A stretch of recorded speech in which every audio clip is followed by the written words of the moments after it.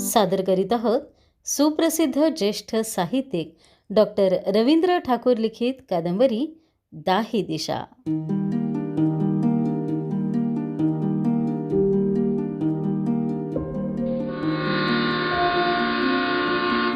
भाग 48. त्या दिवशी अरविंद पाणी प्यायला म्हणून कूलरजवळ थांबला होता. तेवढ्यात तिथं घोलकर टपकला. सोबत त्याचे दोघे मित्र होतेच. त्याच्याशी बोलण्याचा प्रश्नच नव्हता, पण त्याला काहीतरी बोलायचं आहे हे अरविंदनं ओळखलं. झटकन तिथून निघून जावं असं त्याला वाटू लागलं, पण पाणी प्यायल्याशिवाय जाणंही बरं वाटेना. पाणी पिऊन अरविंद जायला वळतो तोच त्याला दहशत दाखवत घोलकर म्हणाला, काय मार खायचा का? अचानक झालेल्या त्या हल्ल्याने अरविंद बावचळलाच. घोलकरसारख्या नालायकाच्या तोंडी लागणं म्हणजे मारामारीला निमंत्रण देण्यासारखंच होतं. तो एकटा असता अरविंद मुळीच घाबरला नसता. अर्थात त्या दोघांच्या बळावरच घोलकरने ते धाडस केलं होतं हेही दिसतच होतं.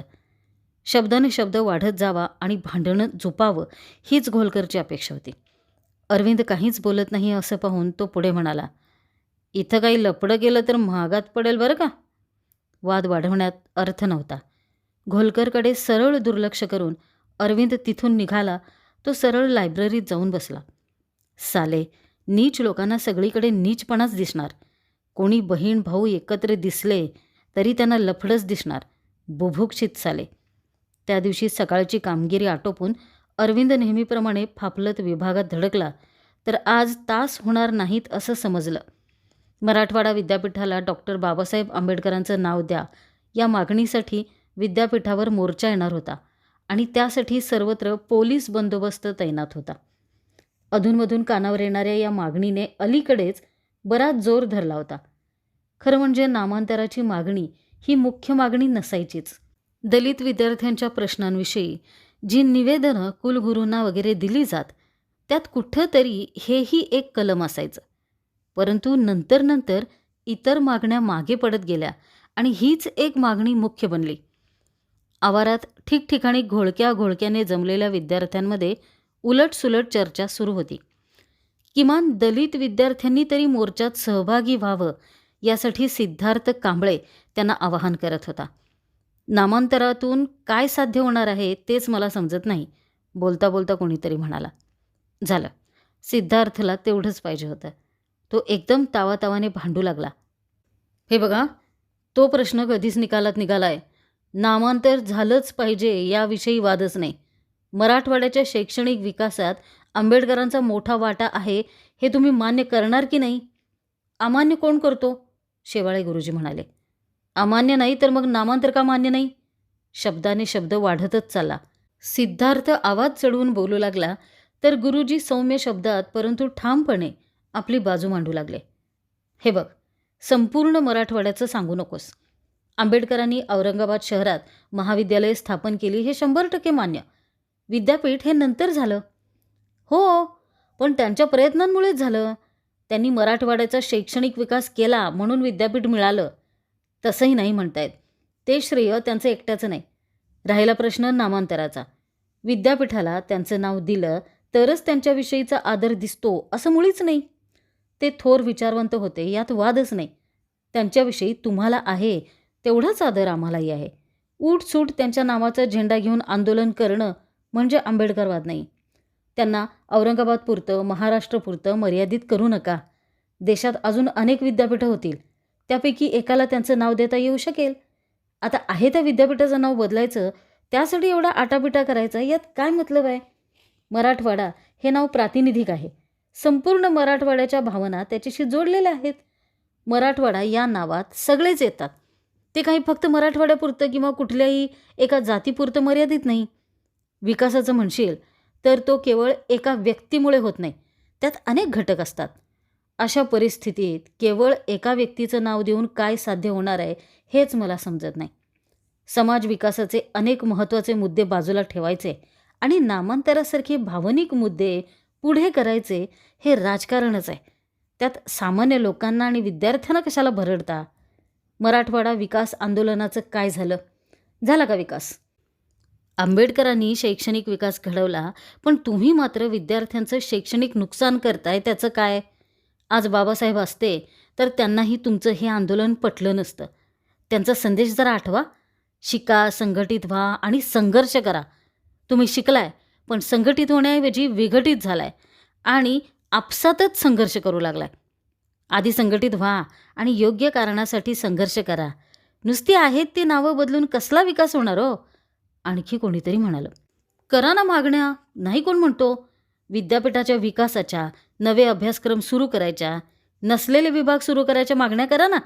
नुसत्या एका नामांतराच्या मागणीतून काय साध्य होणार आहे? भांडणच साध्य होणार आहे, दुसरं काय? तेच तर पाहिजे. त्याशिवाय नेतेगिरी कशी करणार? आणखी किती दिवस राखीव जागांचे फायदे घ्यायचे हेही एकदा ठरवा. एकीकडे जातीला शिव्या द्यायच्या आणि त्याच वेळी जातीचे फायदे उपटायचे असं आपलं चाललंय, शेवाळे गुरुजी म्हणाले. तेच हो तेच. तीच तर तुमची पोटदुखी आहे. नामांतराच्या निमित्तानं तीच उफाळून आली आहे. पण तो आमच्या हक्कांचा प्रश्न आहे. ती काही कोणाची मेहरबानी नाही. राज्यघटनेनेच आम्हाला ते हक्क दिले आहेत. जोपर्यंत या देशात जात नावाची गोष्ट शिल्लक आहे तोपर्यंत आमच्या जातीसाठी मिळणारी सवलत आम्ही सोडणार नाही. का सोडायची? आत्तापर्यंत जातीच्या नावाखाली आम्हाला लाथाडलं त्याचं काय? तो सगळा हिशेब आम्ही घेणार. तुम्ही जातपात सोडा, आम्ही सवलती सोडतो.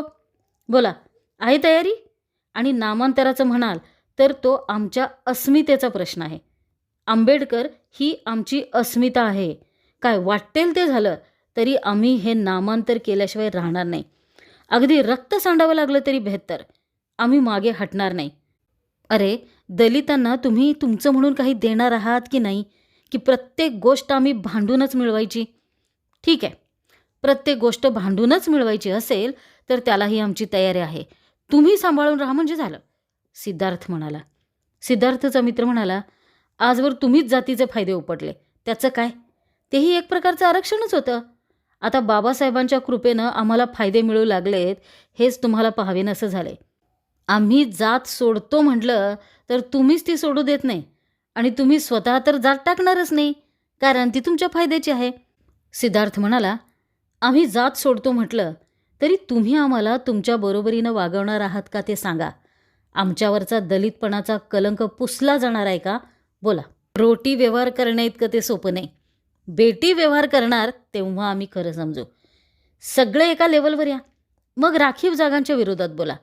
सगळं आधीच खाऊन बसलाय, आता आमचं आम्हाला द्यायची वेळ आली तेव्हा पोटशूळ उठलाय. चर्चा मुद्द्यांवरून गुद्द्यांकडे सरकू लागली होती. आता मारामारी नाहीतर किमान कडाक्याची भांडणं तरी निश्चितच होणार असं वाटू लागलं. तेवढ्यात दोघांना शांततेचं आवाहन करत पुढे झालेला एक विद्यार्थी म्हणाला, तुमचं आमचं असं काही नसतं हो. विद्यापीठ सगळ्यांचंच आहे. जरा समाजाकडे पहा. कित्येक लोक तुमच्यापेक्षा भयानक जीवन जगत आहेत. त्यांना विचारांना कुठलीही सवलत मिळत नाही. तुम्ही मात्र तुमचंच दुखणं धरून बसलाय. मुळात आता अस्पृश्यता राहिली आहे कुठं? ते सगळं संपलंय आता. तुम्ही शहाणपणा करू नका हो. कोण म्हणतं अस्पृश्यता संपली नाही म्हणून? ओठात नसेल पण पोटात आहे, त्याचं काय? तुम्ही म्हणता तसे ते लोक गरीब असतीलही, नाही कोण म्हणतो, पण त्यांना अस्पृश्यतेचे चटके सहन करावे लागले नाहीत. ते सोसावे लागले ते फक्त आम्हाला. तुम्ही जनावरांपेक्षाही वाईट वागवले आम्हाला, त्याचं काय? त्यामध्ये पडणाऱ्या विद्यार्थ्यावर घसरत सिद्धार्थ म्हणाला, हे बघा, मी एक भटक्या जमातीतला विद्यार्थी आहे. बाबासाहेबांमुळेच मला सवलत मिळाली हे मला मान्य आहे. परंतु म्हणून समाजाच्या भावना डावलून त्यांच्या नावाचा आग्रह करणं मला पटत नाही. ते स्वतःही व्यक्तिपूजेच्या विरोधातच होते. गायकवाड नावाचा एक विद्यार्थी म्हणाला, ते सगळं राहू द्या हो. नामांतरातून काय साध्य होणार आहे तेवढं फक्त सांगा. बरोबरच आहे, विरोध आंबेडकरांना नाही, अनाठाई आग्रहाला आहे. आधीचं नाव बदलून नवं नाव द्यायचं म्हणजे आधीचं नाव चुकीचं होतं हे मान्य केल्यासारखं नाही का?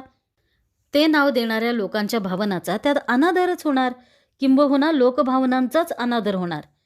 कशाला सामाजिक तेढ वाढवता रे? अशानं उगीच वातावरण कलुषितच होतं. बरं, नामांतरच पाहिजे असेल तर मुंबईत जाऊन मंत्रालयावरच मोर्चा काढला पाहिजे. इथं दंगा करून काय उपयोग? ते राहू द्या. नामांतर करून दलितांचे प्रश्न सुटणार आहेत का? सुटणार असतील तर आनंदाची गोष्ट आहे. करा नामांतर, आमचा पाठिंबा आहे. अशानं प्रश्न सुटतात होय? उलट ते चिघळतात. नामांतर करा म्हणणाऱ्यांपेक्षा इथं नामांतर करू नका म्हणणारे जास्त आहेत. लोक बोलतात एक आणि करतात दुसरंच, लय घोड्याचे आहेत. अशी बरीच चर्चा होत राहिली. अनेक मुद्दे बाहेर येत राहिले. सिद्धार्थ कोणाचं ऐकत नव्हता, तसं त्याचंही कोणी ऐकून घेत नव्हतं. जो तो आपल्याच भूमिकेवर ठाम होता. कोणीच काही ऐकून घेत नाही हे पाहून तो बराच निराश झालेला दिसला. तेवढ्यात दूर अंतरावरून मोर्चातल्या घोषणा ऐकू येऊ लागल्या. मोर्चा जवळ येऊ लागताच पोलिसांच्या हालचाली वाढल्या. आवारात थांबलेल्या विद्यार्थ्यांनी एकतर लायब्ररीकडे जावं किंवा वर्गात जाऊन बसावं असं ते सांगू लागले. जो तो आपापल्या पद्धतीनं पांगू लागला. विद्यार्थ्यांची ती पांगापांग पाहून सिद्धार्थही त्याच्या 2-4 मित्रांसह मोर्चाकडे निघून गेला. भाग 49. तुम्ही आमच्याकडे चहाला येणार होता त्याचं काय झालं? कधी येणार ते सांगा, कोमल विचारत होती. चहाला या म्हणता? बघूया की, पहिल्यांदाच तो प्रश्न ऐकत असल्याप्रमाणे अरविंद म्हणाला. त्याचा तो नाटकीपणा ओळखून कोमल म्हणाली, बहाणे नकोत, येणार नसाल तर तसं सांगा, मी पुन्हा या म्हणणार नाही. अगदी निर्वाणीचा इशारा मिळाल्यावर अरविंदचा नाईलाज झाला. नाही म्हणणं शक्य नव्हतं की कुठला बहाणा करणं शक्य नव्हतं. केव्हा येणार तेवढंच फक्त सांगायचं होतं. संध्याकाळी 5 वाजता कोमलच्या घरी जायचं ठरलं. त्यावेळी तिचे वडीलही घरी असणार होते. या निमित्तानं त्यांच्याशीही ओळख देख होणार होती. तोपर्यंत तिचा मोठा भाऊ घरी आला तर त्याच्याशीही बोलता येणार होतं. सोबतच जाऊया, कोमल म्हणाली. नको नको, अरविंद म्हणाला. तुम्ही पुढे जा, मला कसं यायचं तेवढं फक्त सांगा. तुमचं घर इथं जवळच आहे म्हणता ना? त्याला कसं कसं यायचं ते सांगून कोमल घरी निघून गेली. तिच्या घरातल्या लोकांचा उगीच काही गैरसमज नको किंवा खुद्द तिचाही गैरसमज नको म्हणून आजवर जी गोष्ट तो टाळत आला होता तीच गोष्ट आज संकट होऊन समोर उभी होती. परंतु येतो म्हटल्यावर जाणं भागच होतं. घर सापडायला वेळ लागला नाही. शिवाय कोमल त्याच्या वाटेवर डोळे लावूनच बसली होती. तिने लांबूनच त्याची सायकल ओळखली आणि पुढे होऊन मोठ्या आनंदानं त्याचं स्वागत केलं. तिचे वडील आणि आई तो स्वागत सोहळा पाहत दारात उभे होते. त्यांचा तो आदरभाव पाहून अरविंदला संकोचल्यासारखं झालं. ओळख देख नसताना काय बोलायचं हा प्रश्नच होता. पण कोमलच्या वडिलांनीच सुरुवात केली. ते म्हणाले, बसा ना, तुमची धडपड चांगली आहे.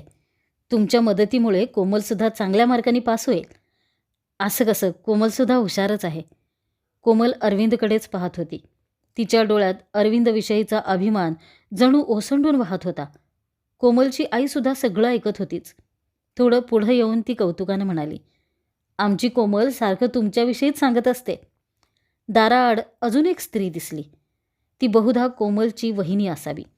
मी शिकते ते माझ्या वहिनीला आवडत नाही, ती मला अभ्यासच करू देत नाही, असं कोमल सांगत होती ते अरविंदला आठवलं. आमच्या घरात एवढं शिकलेली मुलगीही एकच, कोमलचे वडील सांगत होते. तुम्ही म्हणता ते खरंच आहे, ती हुशारच होती. पण लहानपणी ती सारखी आजारी असायची. त्यामुळं हुशार असूनही ती अभ्यासात मागे पडली, ती मागेच पडत गेली. तरीही आमच्या घरात एक मुलगी एवढं शिकली, हेच खूप झालं. ती साधी सरळ माणसं. त्यांचा तो निष्कपट आदरभाव पाहून अरविंदला अक्षरशः लाजल्यासारखं झालं. बोलत बोलत चहा झाला. तेवढ्यात कोमलचा मोठा भाऊ आला.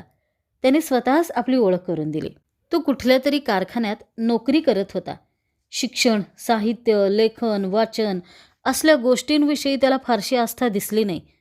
लवकरच हे लोक कोमलचं लग्न लावून देतील आणि तिला संसाराच्या रामरगाड्यात लोटून देतील या विचाराने अरविंदला फार वाईट वाटलं. एवढं शिकली हेच खूप झालं म्हणतात.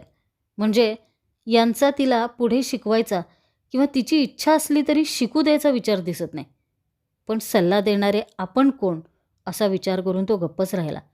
तो जेवढ्याच तेवढं बोलत होता खरा, पण मन सैरवैर झालं होतं. नाही म्हटलं तरी बरंच बोलून झालं होतं. बरं मी निघतो म्हणत तो उठलाच आणि सर्वांचा निरोप घेऊन बाहेर पडला. इच्छा असूनही पुढं शिकता येणार नाही हे कळाल्यामुळंच तर कोमल अशी निराश नसते. आपण कुठेतरी मागे आहोत, अभ्यासात कच्चे आहोत ही जाणीव तिला सतत जाळत असावी. कदाचित त्यामुळेच तिच्या चेहऱ्यावर ते उदासीनतेचं गडद सावट पसरलं असावं.